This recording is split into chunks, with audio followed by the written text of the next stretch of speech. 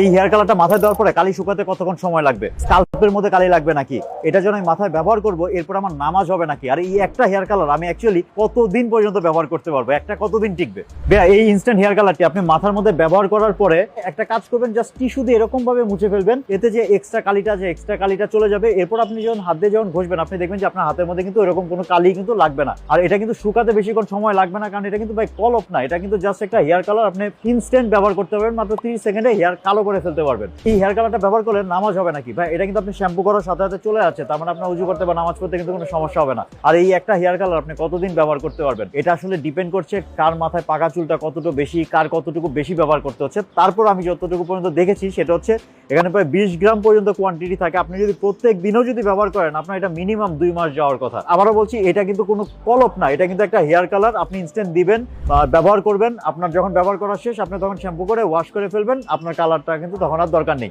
আপনি এই অফারটা মিস করতে না চাইলে এখন নিচে অর্ডার বাটনে ক্লিক করে আপনার নাম, ঠিকানা, ফোন নাম্বার দিয়ে এই হেয়ার কালার কম্বোটি অর্ডার করে ফেলুন।